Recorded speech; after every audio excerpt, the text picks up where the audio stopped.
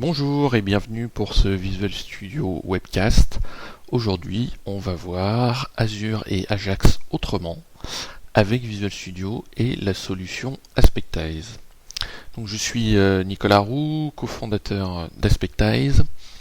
Aspectize est un éditeur de logiciels fondé par les anciens dirigeants et fondateurs de Winways. Tout ça pour dire que les technologies Microsoft, on les connaît très bien et on les aime beaucoup. Néanmoins, on a pu constater que pour faire des applications métiers, on avait besoin de faire beaucoup de choses.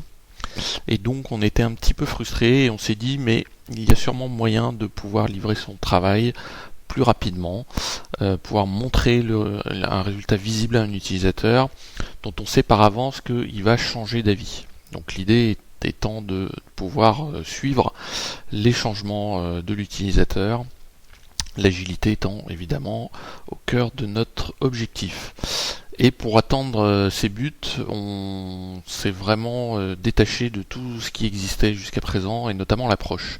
On a vraiment amené une nouvelle approche, une nouvelle façon de faire dont on va présenter dans ce webcast.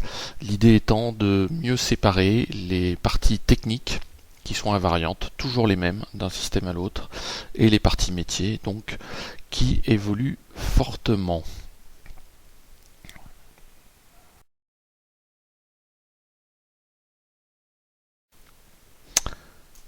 Alors, le programme de la matinée, donc on va parler de notre approche, présenter les grandes lignes un peu de ce qui nous a conduit à faire notre logiciel, parler architecture, notre vision de l'architecture, passer en revue les différents outils, décrire le cycle de développement, important de comprendre et bien appréhender comment est-ce qu'on travaille, et puis ensuite une démonstration, donc vous montrer comment est-ce que concrètement on réalise une application avec notre approche et nos outils. Et puis on terminera par quelques exemples d'applications réalisées pour montrer que les domaines adressés sont très vastes, et bien sûr des questions-réponses. Alors, commençons tout de suite par notre approche. Donc on aurait beaucoup de choses à dire sur notre approche, parce qu'elle est vraiment différente de ce que vous avez l'habitude de faire avec les outils Microsoft. On va présenter 3 points fondamentaux. Le premier étant l'approche relationnelle. Donc on va pas du tout aborder la question du modèle objet. On a décidé très tôt de s'en écarter pour plusieurs raisons. La première, c'est que c'est assez facile et clair à comprendre d'exprimer qu'une entité est en relation avec une autre entité. C'est une façon d'exprimer en fait un métier que les non-informaticiens peuvent comprendre également. Il n'y a pas vraiment de complexité dans ce modèle. Et du coup, ça facilite vraiment les échanges et la communication. Deuxième point important, donc plus technique, c'est que le métamodèle en fait du modèle relationnel, il est invariant. C'est toujours le même, donc c'est toujours une entité est en relation avec une autre entité. Et ça, on va voir que ça va être exploité dans notre implémentation pour capitaliser sur des éléments techniques. Et notamment, en plus, il est très bien implémenté avec le dataset de Microsoft qu'on va utiliser abondamment. Deuxième pilier de notre approche, le principe de Hollywood. Donc aujourd'hui, dans les approches traditionnelles de framework, quand vous écrivez du code métier, naturellement, donc vous allez utiliser des frameworks techniques et des API techniques, donc faire des appels aux techniques dans votre code métier. Donc nous, on a pris le pari de faire l'inverse. C'est-à-dire que quand vous allez écrire du code métier, vous n'allez pas appeler le code technique, mais c'est le code technique qui va appeler votre code métier. Ça va avoir l'énorme avantage que votre code métier ne va absolument pas connaître le code technique, ne va pas être pollué par des appels à la technique, et que du coup, vous allez pouvoir factoriser tout un tas d'éléments techniques transverses. Je parle des traces, des logs, des exceptions, sécurité, cache, etc., qui vont être pris en charge par le code technique et que votre métier ne va absolument pas connaître au niveau du code écrit. Votre code métier ne va pas du tout refléter ces considérations-là. La conséquence de ça est que votre dette technique est nulle dans votre projet. C'est-à-dire que vous n'avez aucun code technique à écrire, et votre dette technique est nulle du début du projet jusqu'à la fin du projet. Aujourd'hui, on sait que la recherche de la baisse de la dette technique est une obsession, parce que plus les projets évoluent dans le temps, plus cette dette croît, et plus ça devient difficile à maintenir, et plus l'application devient fragile. Donc avec notre approche, il n'y a pas de dette technique dès le début du projet, et il n'y en a pas non plus à la fin du projet. Et puis troisième point important, qui vient un petit peu compléter les deux premiers, c'est qu'on a une approche extrêmement déclarative. On va s'attacher à décrire les choses plutôt que d'écrire du code, ce qui permet donc de travailler beaucoup plus facilement. On est beaucoup plus à l'aise à décrire des choses, on va beaucoup plus vite, on travaille en cycle court. Et puis surtout, on a quasiment une qualité dans les règles de l'art dès le début, puisque on n'a pas écrit de code, donc on n'a pas de bug technique, donc quasiment aucun bug dans le projet.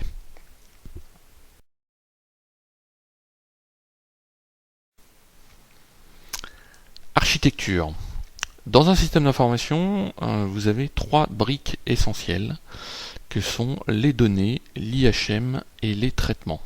Et nous, on considère que c'est dans ces trois briques que réside la valeur de l'application, du système d'information, et qu'on doit consacrer l'essentiel de son énergie à ces trois morceaux. Donc, on va commencer par les données. Donc, on a exprimé tout à l'heure une approche relationnelle. Donc, on va décrire un modèle des données en disant qu'une entité est en relation avec une autre entité.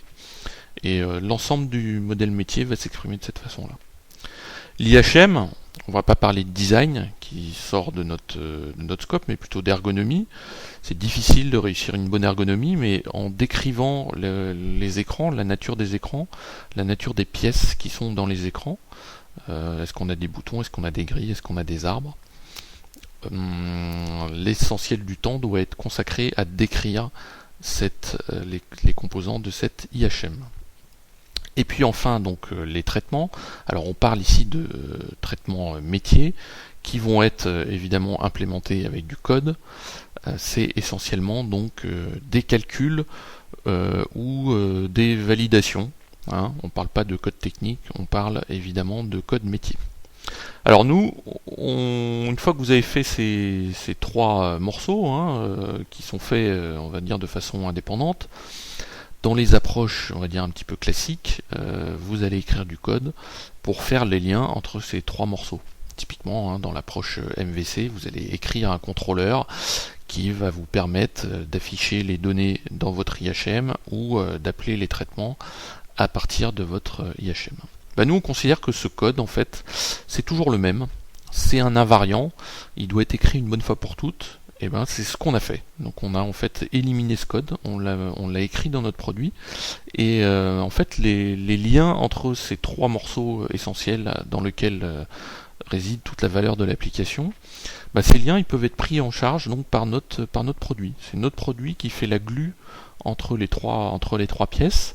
On va voir comment très simplement on peut déclarer ces éléments et du coup éviter d'écrire du code qui a absolument aucune valeur pour le système d'information, puisque ce code en fait éliminé est toujours le même. Donc retenez bien que c'est dans ces trois morceaux qu'on doit passer le plus de temps.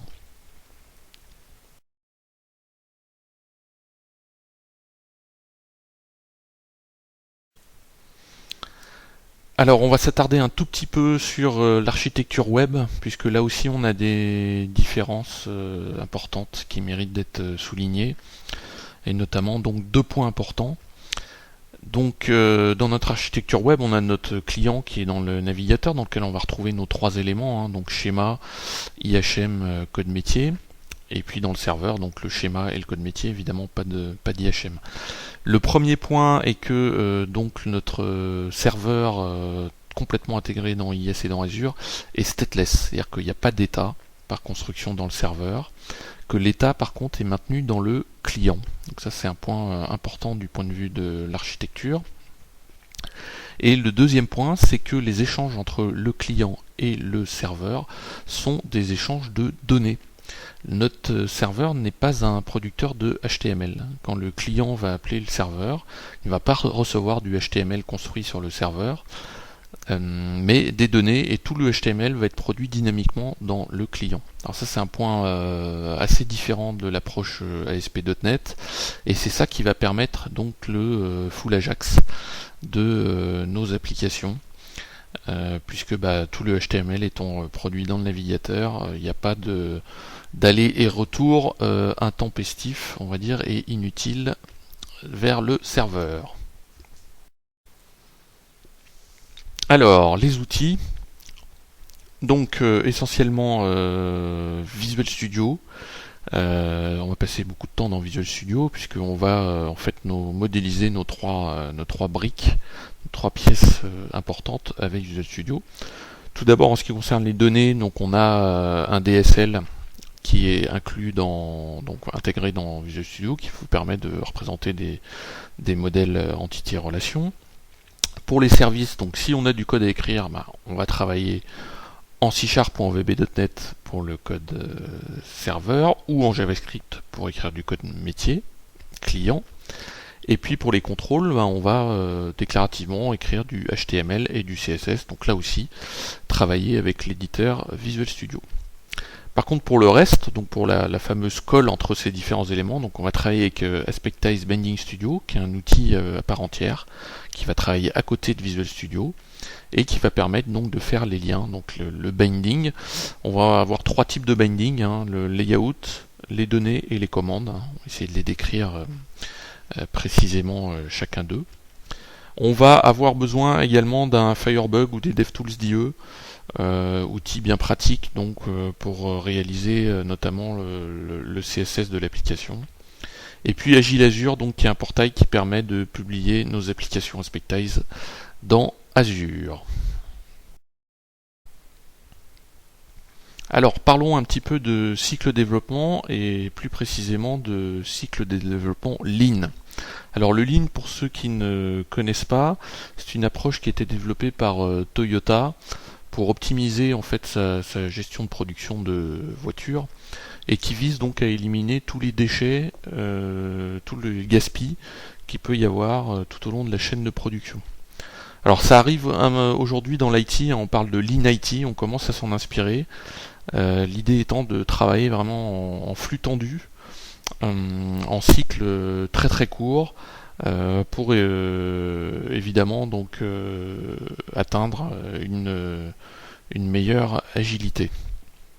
Donc concrètement, comment un cycle Lean s'exprime? Donc quand quelqu'un a une idée de développement, il va en parler donc à un développeur ou à un chef de projet qui va mettre en œuvre à l'aide de son outillage, donc dans notre cas Visual Studio et Binding Studio, donc qui va le plus vite possible implémenter l'idée et la déployer. Donc l'idée de déployer le plus tôt possible est vraiment présente dans le Lean, de façon à ce qu'un utilisateur puisse tester rapidement et utiliser rapidement la solution. Parce que de son usage, donc, il va pouvoir apporter du feedback et donc améliorer l'idée. Le principe d'amélioration continue est vraiment au cœur du cycle. Et l'idée donc c'est de répéter ce cycle à l'infini et d'améliorer sans cesse les applications à l'aide d'un cycle extrêmement rapide. Donc nous on aime beaucoup cette approche et elle nous convient très très bien. Alors on va s'attarder un petit peu plus précisément sur le cycle de développement côté développeur.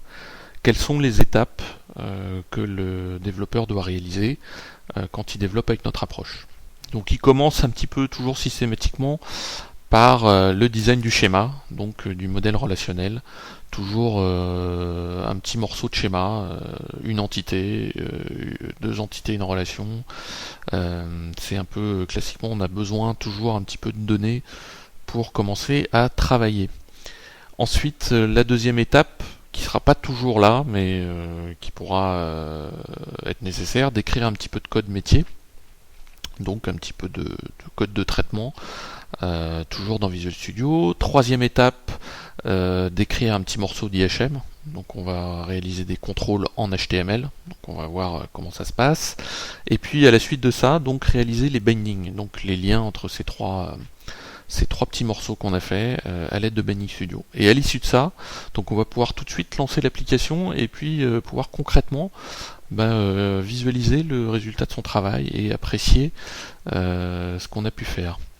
Ce qui est important, c'est que l'application est testable, mais elle a ses caractéristiques définitives. C'est-à-dire qu'on pourrait livrer quasiment l'application tout de suite, sachant que l'idée de ce cycle est qu'il doit durer donc quelques minutes. On est sur un ordre de grandeur de quelques minutes.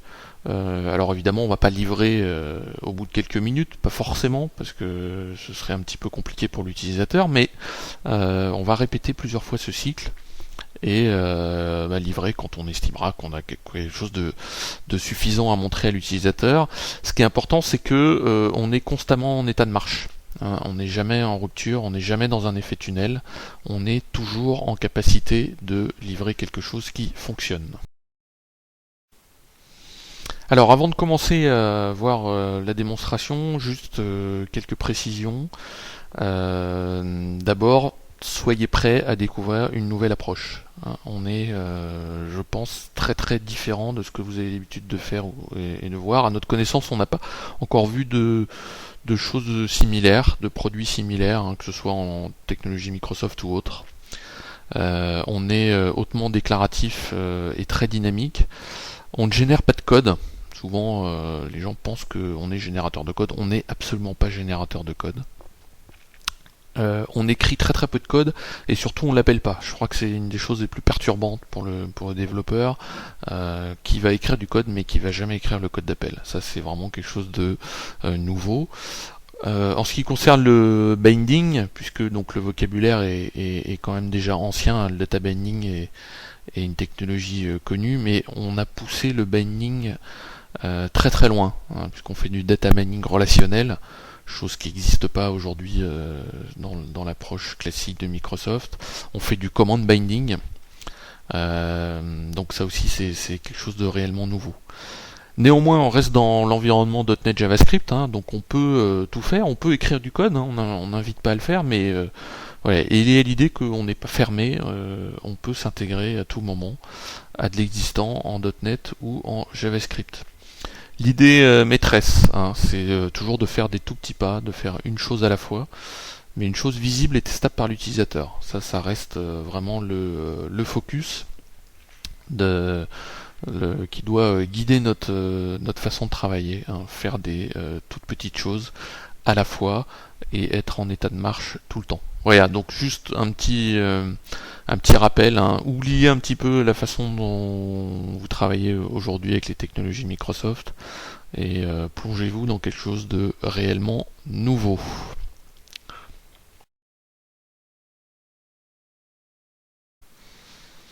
Alors, passons à la démonstration. Donc, on va montrer une application qui tourne dans Azure, qu'on a réalisée donc sur la base AdventureWorks. Donc on a migré la base AdventureWorks dans Azure. Alors je précise, c'est pas du SQL Azure derrière, c'est du Azure Storage. On fait des modèles relationnels dans Azure Storage.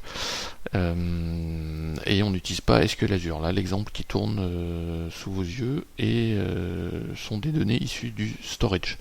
Donc on va juste montrer un peu ce qu'on a fait, puisqu'on est aujourd'hui accueilli par Microsoft. On va mettre un logo Visual Studio dans l'application. Je vais chercher mon logo, voilà. Juste pour vous montrer donc l'interactivité, le côté Ajax de l'application. Donc on a fait 3 petits onglets sur les ressources humaines. Donc là on va montrer les employés avec un certain nombre de caractéristiques. Donc je peux changer dynamiquement la taille de mon grid ou filtrer les données de mon grid. Donc ça c'est vraiment pour vous montrer le côté Ajax, puisque on voit il n'y a pas d'aller-retour de page avec le serveur. Au niveau des vendeurs, donc pour chaque vendeur on a fait un petit graphique qui permet de montrer les ventes au cours du temps. Et puis un onglet avec les produits, l'arbre des produits, classé par catégorie, qu'on peut éditer, et on a même mis un petit validateur donc dans un formulaire d'édition et la sauvegarde. Voilà, donc l'idée c'est vraiment de montrer, d'avoir une petite application full Ajax qui tourne dans Azure. On va expliquer comment est-ce qu'on l'a faite. Alors, commençons par notre premier cycle de développement, qui va être extrêmement simple, puisque on n'aura pas de schéma, on n'aura pas de code non plus, on va juste faire un petit contrôle dans lequel on aura deux panneaux et un menu, et puis une vue configurée sur ce contrôle. Donc ça va être extrêmement rapide, l'idée c'est d'aller vite et de faire une seule chose à la fois. Donc je vais aller dans Visual Studio, donc j'ai créé un projet de type application web Aspectize. Tout ça est fait à partir de templates, on est assisté pour faire tout ça, il n'y a aucune difficulté. Et je vais créer mon premier contrôle HTML que je vais appeler main control.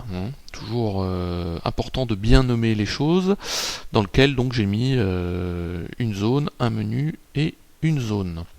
Une fois que j'ai fait ça, donc j'ai fait également un petit peu de CSS pour l'habiller. Je ne vais pas détailler ce CSS, mais vu que je suis dans une application web, donc c'est HTML et CSS.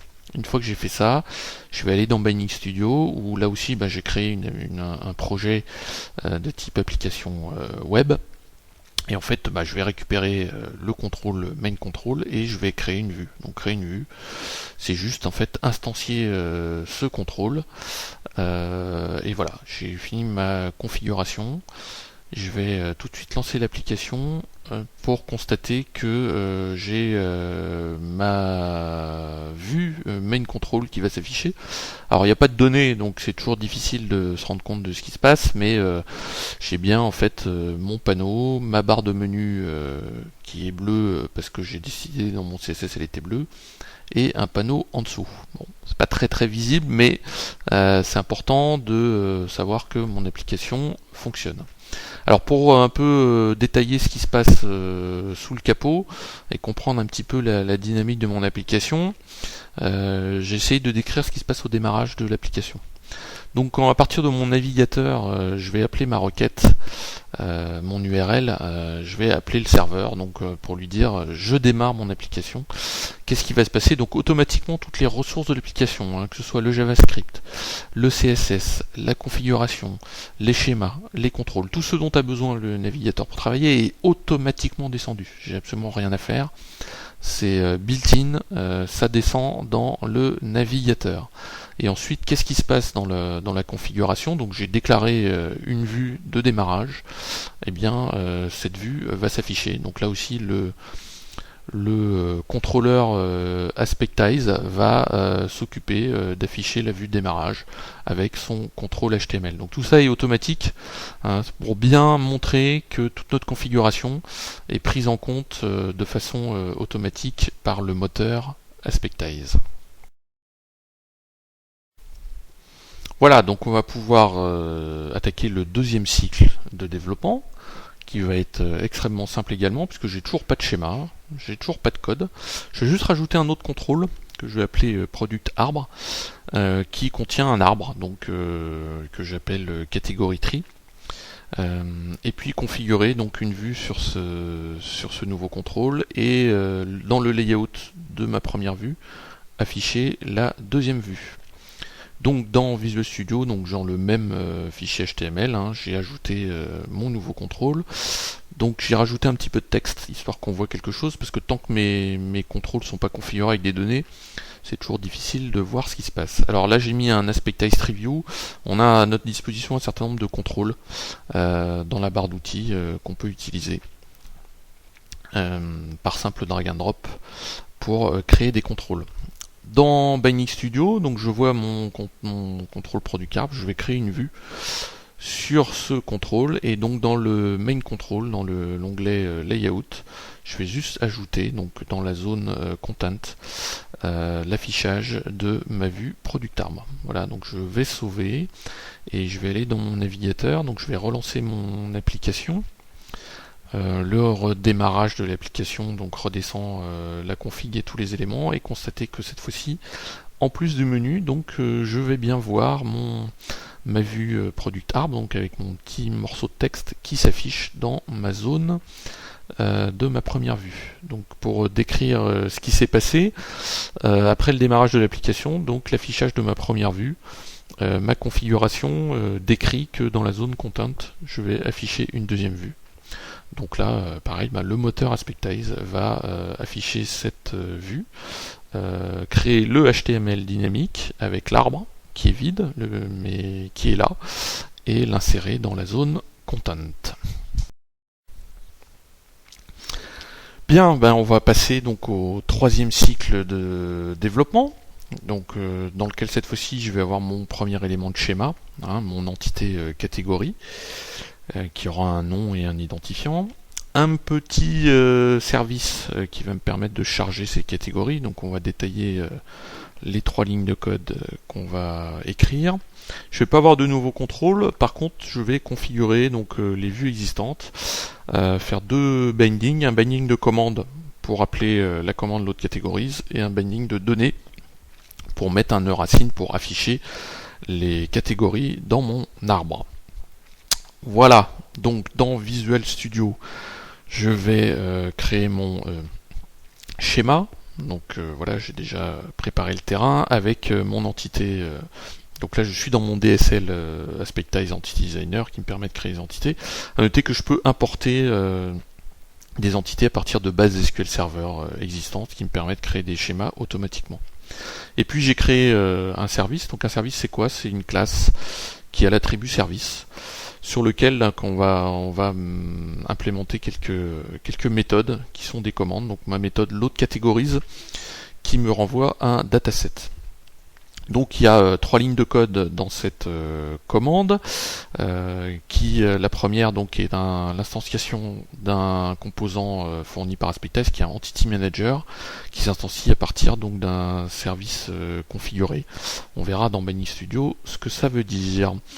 Sur cette interface, je peux lui demander de charger mon entité catégorie, qui fait bien référence à mon schéma, qui va me charger, en fait me lire dans la base les lignes de la table catégorie. Donc là je suis dans Azure Storage, ça se voit pas parce que le code que j'ai à écrire, le code de chargement est complètement indépendant du stockage physique.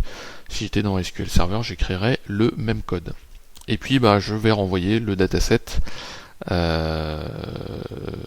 contenu dans mon Entity Manager. Donc voilà, j'ai juste écrit ce code-là. Et maintenant dans Binding Studio, alors dans Binding Studio j'ai un petit peu plus de choses à faire. La première, c'est de déclarer un dataset dans mon application que je vais appeler main data, à laquelle j'associe un namespace. Donc ça, il faut faire ça au début de l'application pour que on puisse avoir l'état dans notre navigateur. Et puis mon fameux service configuré qui en fait est ma connection string vers ma source de données. Donc là qui est une connection string vers Azure, mais ça pourrait être vers SQL Server. Et puis donc mes éléments à configurer dans ma vue product arbre. J'ai 2 éléments, la vue elle-même et le control tree view. Donc sur la vue elle-même, j'ai un binding de commande. Donc sur l'événement onload, je vais lui demander d'appeler la commande load categories, donc commande serveur. Donc je vais chercher ma commande serveur qui est présente dans Binding Studio. Je vais l'associer donc à l'événement onload. Il n'y a pas de paramètres à configurer. Par contre, le retour de ma commande, je vais le merger dans mon dataset local. Et puis mon arbre, je vais juste mettre un nœud racine bindé sur l'entité catégorie et décrire que le texte à afficher est représenté par la colonne name. Voilà, donc en 3 clics de souris, j'ai fait ma configuration. Quand on dit qu'on est déclaratif, c'est justement dans l'esprit de travailler en cycle très court. Donc je vais pouvoir visualiser le résultat de ma configuration, relancer mon application pour constater que cette fois-ci, dans ma vue product arbre, j'ai un premier niveau qui s'est garni avec les lignes de la table catégorie. Donc je vois bien mes 4 catégories qui viennent de ma base. Donc là on va regarder un peu plus près et expliquer comment est-ce que tout ça fonctionne. Donc si je détaille un petit peu ce qui s'est passé dans mon application. Je reviens pas au démarrage de l'application, hein, je repars de l'affichage de ma vue qui a son contrôle HTML qui est donc mon arbre. Et donc lorsque cette vue s'affiche, mon command binding de onload sur le load de la vue fait que automatiquement la commande configurée est appelée. Donc c'est ma commande serveur, donc c'est vraiment un appel vers le serveur. Donc tout à l'heure quand j'ai dit qu'on écrivait du code mais on l'appelait pas, voilà l'illustration. Donc le command binding, la configuration, va appeler automatiquement mon code métier que j'ai écrit sur mon serveur. Alors c'est mon code métier, donc je pourrais faire du pas à pas, hein, débugger ce code qui est automatiquement appelé sur le serveur. Hein. Si je montre, je peux faire du pas à pas, voir à chaque ligne qu'est-ce qui se passe, et notamment sur le load entities. Donc là, comme mon service de données est configuré vers Azure Storage, donc là il y a automatiquement un appel vers le storage qui est fait. Hein. Si c'était du SQL Server, ce serait dans SQL Server. Mais si c'était vers autre chose, je pourrais appeler ce que je veux. À l'issue de cet appel, donc j'ai mes données dans mon dataset côté serveur, et je vais donc renvoyer le dataset résultant. Mon command binding était configuré pour faire en sorte que le résultat de cette commande retournait sur le serveur et allait dans un dataset client.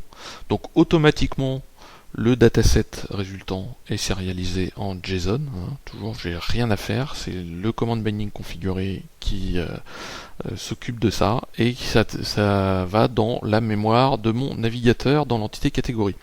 Alors ça se trouve que j'avais un data binding sur mon arbre qui était configuré, data binding étant bidirectionnel. Quand mes données arrivent dans mon dataset et dans ma table catégorie, automatiquement mon arbre se garnit avec les données de mon entité. Donc voilà le mécanisme automatique. Dans l'idée, donc vraiment c'est la configuration qui pilote votre application. C'est plus votre code, c'est vraiment la configuration. Donc on a beaucoup d'automatisme, et on voit que les choses peuvent se faire très facilement et très rapidement. Voilà, donc on va maintenant continuer, faire un nouveau cycle, hein, le 4e. Cette fois-ci, donc on va ajouter une relation et une nouvelle entité, hein, qui sont les sub-catégories reliées à mes catégories. Je vais rajouter une autre commande à mon service, hein, pour me charger les sous-catégories à partir d'un identifiant de catégorie. Je ne vais pas avoir de contrôle supplémentaire, et par contre je vais configurer mon arbre avec un nœud child bindé sur l'entité subcatégorie. Donc là je vais faire un binding relationnel, exploiter ma relation. Et puis l'appel de la commande sur un événement du nœud parent. Quand le nœud parent va s'ouvrir, je vais appeler ma commande. Donc dans binding, dans Visual Studio, dans mon schéma, donc j'ai ajouté ma relation et mon entité. Hein. Donc j'ai bien une subcatégorie qui est reliée à une catégorie parent.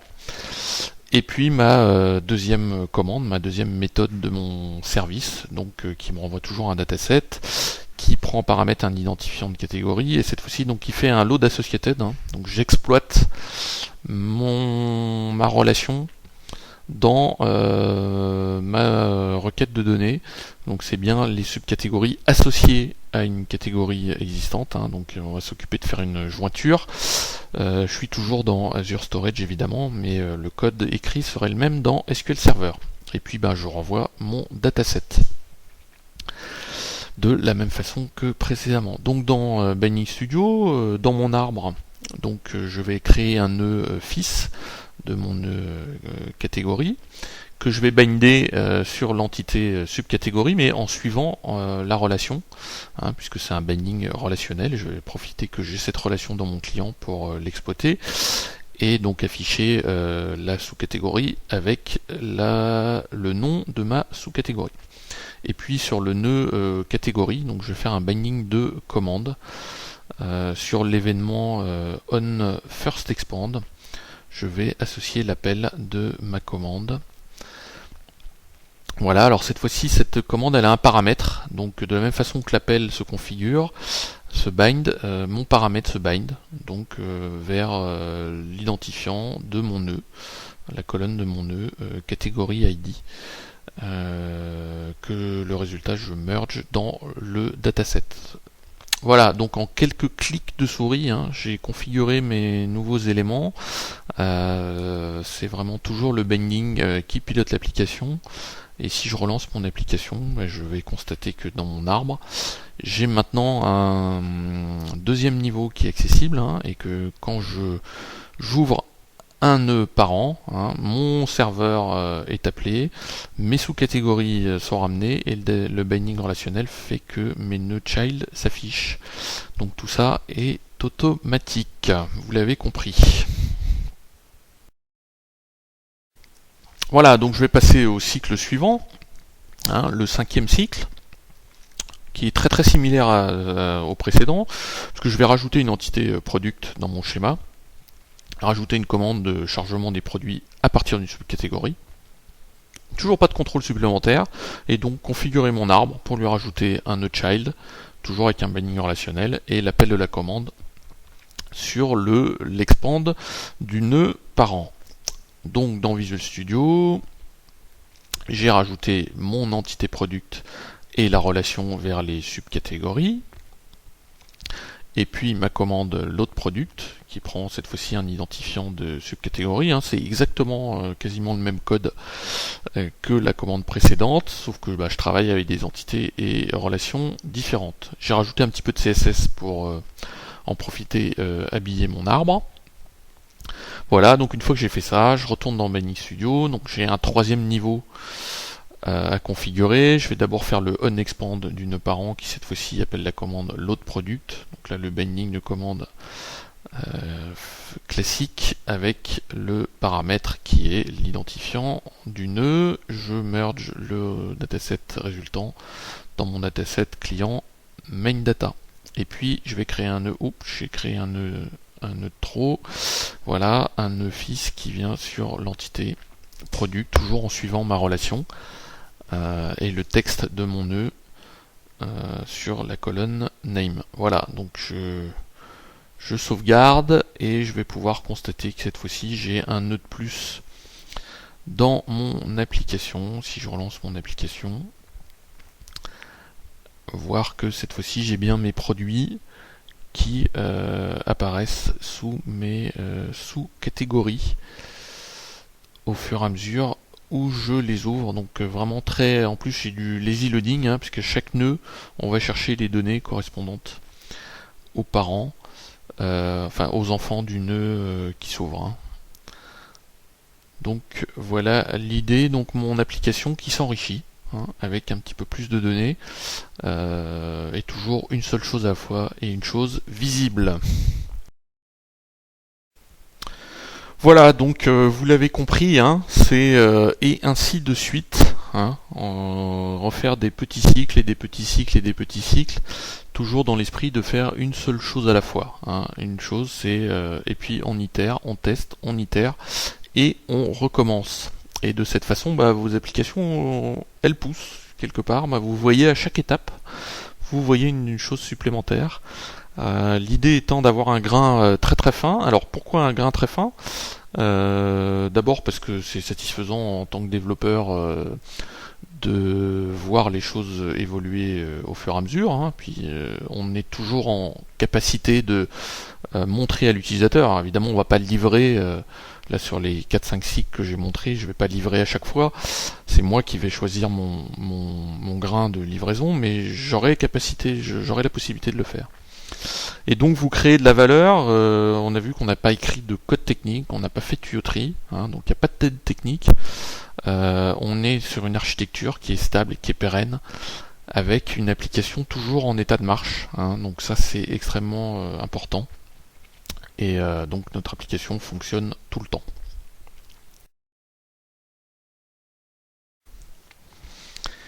Alors on va revenir un petit peu sur les échanges client-serveur. On insiste beaucoup sur cette partie d'architecture, puisque on a vu dans notre exemple qu'on faisait des lectures, hein, donc on fait des appels de commande vers le serveur en envoyant des types simples en paramètres qui font des requêtes sur notre stockage, hein, donc Azure Storage, SQL Server ou même des fichiers XML, ce serait exactement la même chose, et qui nous renvoient des datasets sérialisés.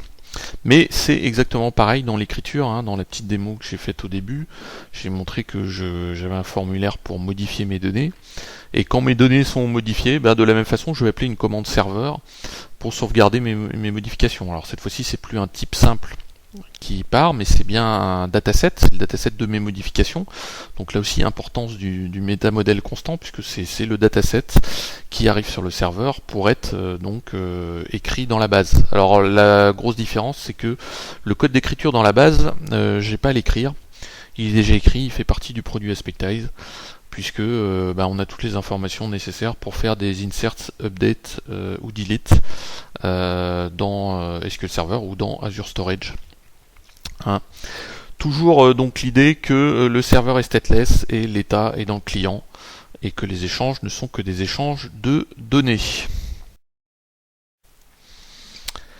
Voilà, donc on a vu un petit peu les basics, un peu le démarrage et comment est-ce qu'on démarre avec notre approche et nos outils, mais il y a beaucoup de choses qu'on n'a évidemment pas le temps de montrer aujourd'hui, mais qui méritent quand même d'être mentionnées parce qu'elles sont prises en compte par notre produit. Donc tout ce qui concerne la gestion de la sécurité, hein, que ce soit au niveau de l'authentification ou la gestion des rôles, des droits d'accès, de lecture-écriture qui peuvent se configurer par vue. Toujours la même idée, hein, de configurer les choses, d'écrire très peu de code et d'avoir accès donc à ces fonctionnalités rapidement. Gestion d'exception. Là aussi, c'est pris en charge par le produit, étant donné que le code technique appelle le code métier, le code technique a un try-catch quelque part, donc c'est lui qui s'occupe d'attraper les exceptions, et on peut configurer ce qu'on fait avec les exceptions. Donc là, toujours dans l'idée que dans le code métier, on ne va pas écrire de try-catch, d'ailleurs on n'a pas écrit de try-catch dans notre code, dans notre exemple. Néanmoins, les exceptions vont être attrapées et on va pouvoir les rediriger un petit peu où on veut par configuration. Des contrôles, donc on a vu juste l'arbre, mais on a beaucoup de contrôles, notamment repeater, upload, image, link, tout ça est bindable, hein, toujours l'idée de binder. On a vu dans la démonstration tout à l'heure qu'on était capable de uploader une image et puis dynamiquement de binder cette image. Donc on fait des choses très puissantes avec ces contrôles. On sait également donc s'intégrer à des librairies externes de contrôle. Je vais en citer trois. Donc jQuery, hein, on sait s'intégrer à jQuery et rendre les effets jQuery, mais quelques contrôles bindables de jQuery. Le DHTMLX, hein, donc les charts qu'on a vu dans la démonstration, donc c'est une librairie de contrôle Ajax, on sait s'intégrer avec, et le TinyMCE, donc qui est un éditeur HTML que on sait intégrer aussi. En termes de binding, on fait des choses assez puissantes, notamment du binding de classe CSS, hein, qui permet d'avoir une dynamique dans les affichages qui est assez puissante, assez vraiment intéressante. De la validation de données, on l'a vu dans l'exemple, on l'a pas vu dans les bindings, mais toujours la même idée, ça se configure. On écrit juste le petit bout de code qui va bien et ce petit bout de code est automatiquement appelé. Et puis on fait du binding d'expression, donc là aussi qui permet d'avoir des affichages qui vont assez loin. Et puis je terminerai avec quelque chose d'un peu à part mais néanmoins important, hein. On fait des applications mobiles sur exactement le même modèle en HTML5. Tout est bindé, l'état est dans le client, la même architecture. Voilà, pour conclure, quelques exemples d'applications qu'on a réalisées. Faut savoir que donc notre modèle est de fournir la technologie pour permettre à d'autres de développer des applications.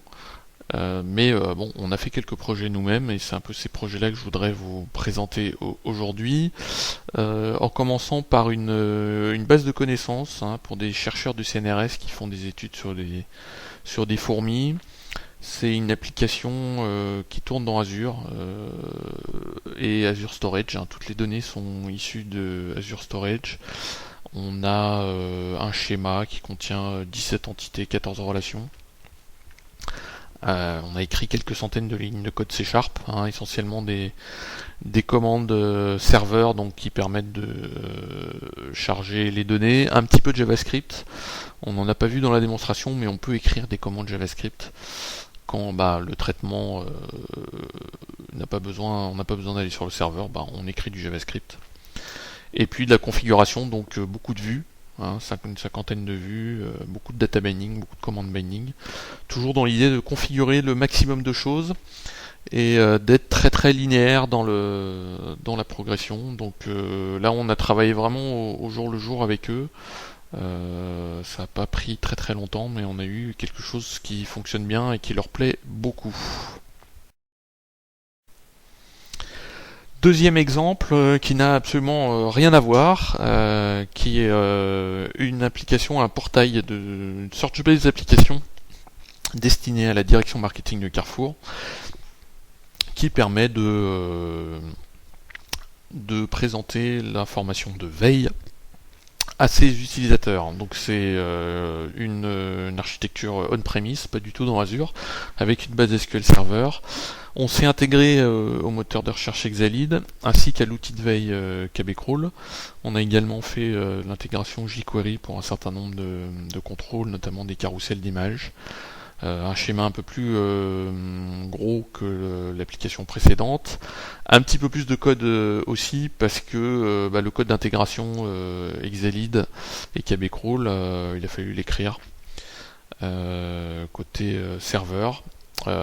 Au niveau configuration, donc là c'est beaucoup plus gros, hein, on a quasiment plus de 2 fois plus de vues, avec une application front office, une application back office qui permet de configurer l'intégralité des choses visibles. Les administrateurs ont vraiment la main sur leur portail. Donc ça c'est une application là aussi qui s'est faite avec très très peu de spécifications. On a travaillé au jour le jour et très très rapidement on avait un résultat fonctionnel et visible. Et c'est à partir des éléments visibles qu'on a pu construire et incrémenter l'application. Donc travailler en mode lean, ça c'était une réalité sur ce projet. Qui je pense n'était pas réalisable dans les délais impartis avec une autre approche, sachant que le client voulait beaucoup de choses mais il savait pas très bien ce qu'il voulait. Donc on a vraiment travaillé en mode très très itératif avec des petits pas à chaque fois.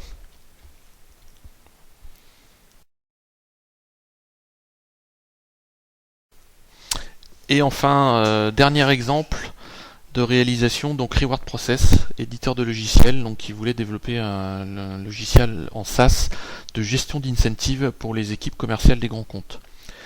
Donc là c'est du full Azure, hein, c'est une application multi-tenant dans Azure, les données sont dans Azure Storage, on a intégré jQuery ainsi que la bibliothèque DHTMLX qu'on a vu dans notre démo et qui permet donc d'afficher les graphes de performance que vous voyez là dans la copie d'écran. Donc peu de code écrit, 2000 lignes de C#, 800 lignes de JavaScript, et par contre beaucoup de vues. Il faut savoir qu'il y a une application de back-office, il y a pour les administrateurs une application de front-office pour les commerciaux, il y a une troisième application de back-office pour l'éditeur qui permet de piloter un petit peu tout ça. Voilà, on a été en mode très très lean, très très agile en développant au fur et à mesure puisque il y avait des bêta-testeurs dans la boucle. On a été très très dans la logique de customer development et ça s'est fait au fur et à mesure des besoins avec un temps de réalisation très très court. Voilà, on a terminé sur cette présentation, donc on va pouvoir passer aux questions. N'hésitez pas à nous solliciter, on est évidemment tout prêt à répondre à vos interrogations, que ce soit lors de cette session ou évidemment par la suite par mail, donc surtout n'hésitez pas. Merci de votre attention.